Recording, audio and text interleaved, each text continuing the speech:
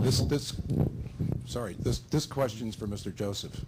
As a lifelong resident of the state of New Jersey and one who's had his investment practice there for 40 years, and who has a memory about what happened when mutual benefit life insurance failed, which was the 6th largest mutual insurance company in the country, what they did was they looked at a program which gave the pensioners 55 cents on the dollar if they left now, as opposed to staying for up to a 10-year period.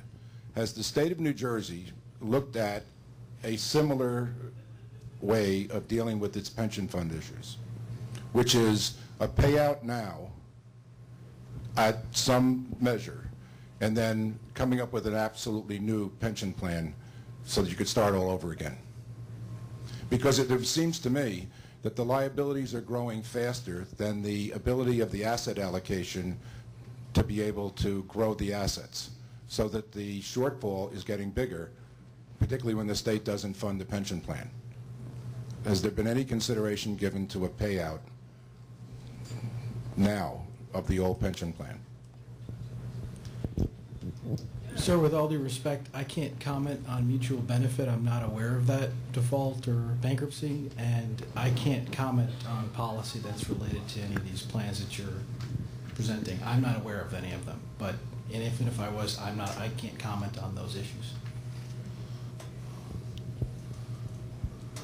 Maybe one more question.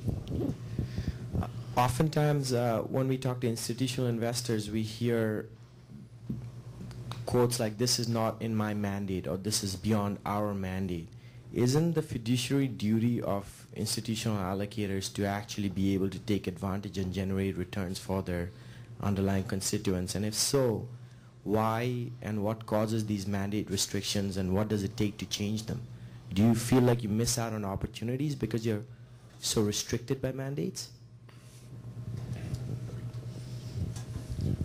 I think that's a question for more Ray than it is for me.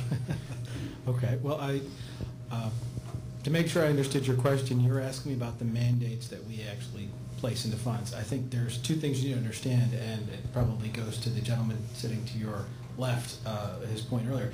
There is a book about the size of, probably the size of this microphone stand, that covers all the rules and regulations that govern our investment structures.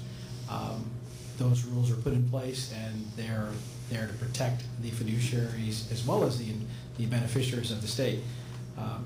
I don't believe those have ever limited us from taking advantage of the opportunities at the macro level.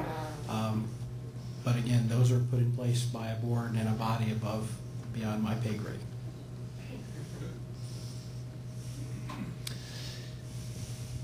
Okay. Yes. One last question. You've been persistent.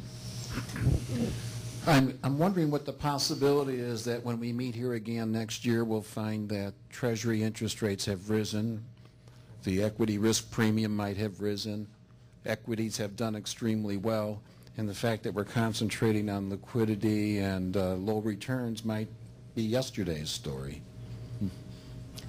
Any comments? I would hope so, although I would point out that if equities go up, I would expect that the equity risk premium would go down. Right, the return potential will go down. It's inversely related to prices.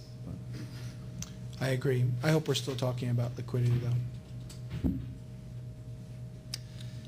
Okay. And with that, I'd like to thank the panel.